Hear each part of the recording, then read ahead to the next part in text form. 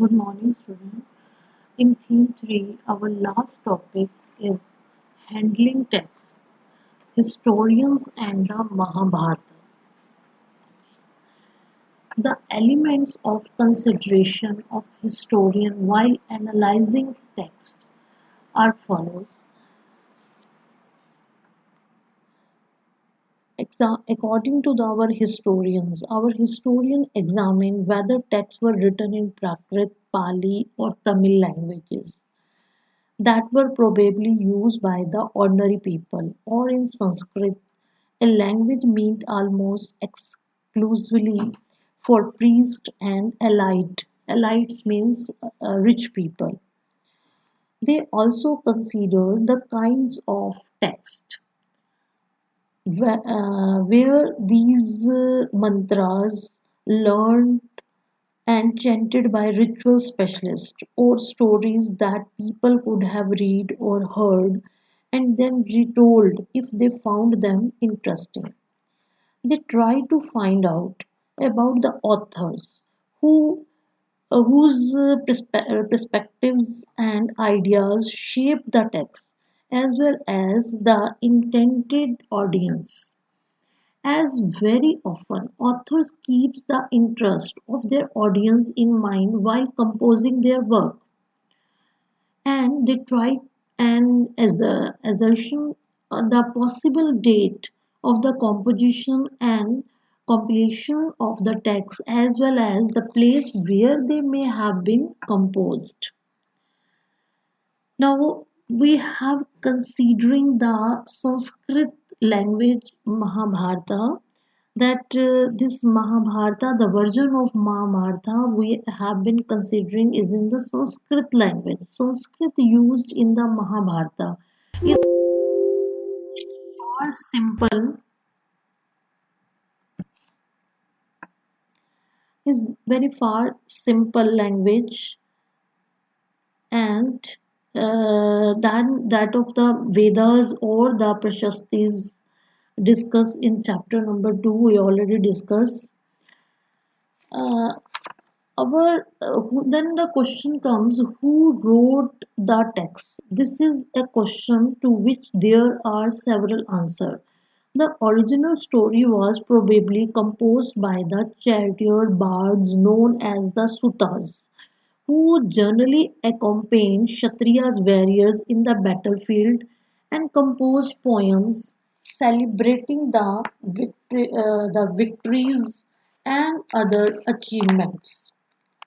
These compositions were circulated orally by the 5th century BC. Brahmins began committing this to writing.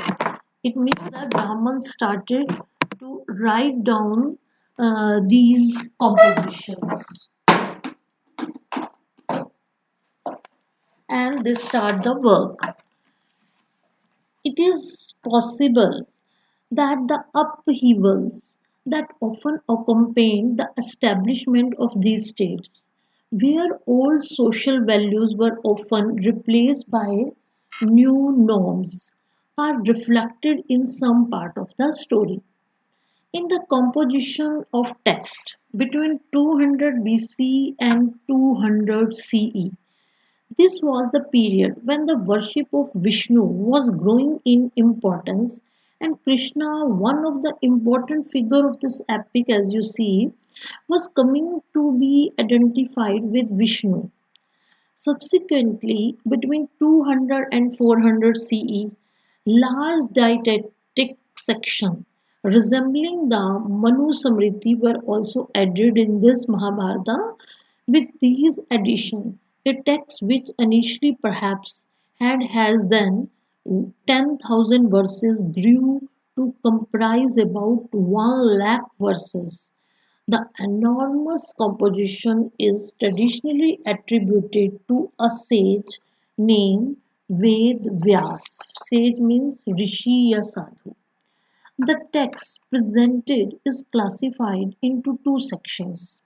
One that contains the stories only, designated as the narrative part.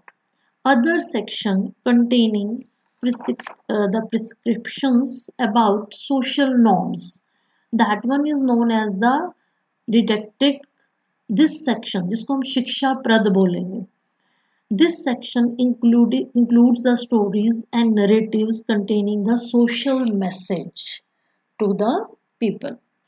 Now the next is the execution of Hastinapur. Mahabharata, like any major epic, contains vivid descriptions of battles, forests, palaces, and settlement.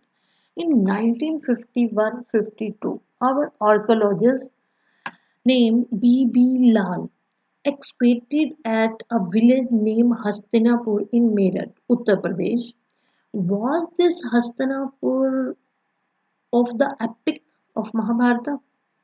The location of the site in the upper Ganga Doab area, where the Kuru kingdom was situated, suggests that it may have been the capital of the Kuru mentioned in the text. Maybe that was the same place.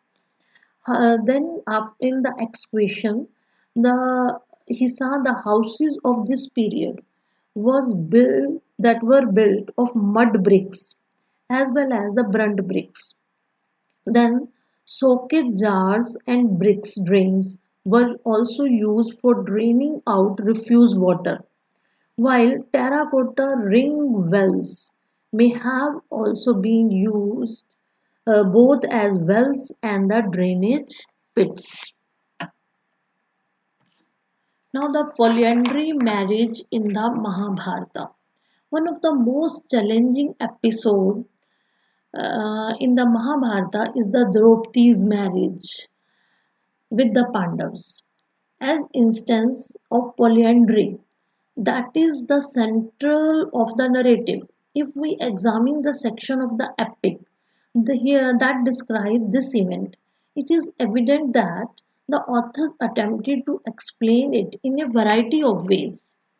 The author describes a polyandrous union indicates that polyandry may have been on that time prevalent amongst only the ruling elite class people.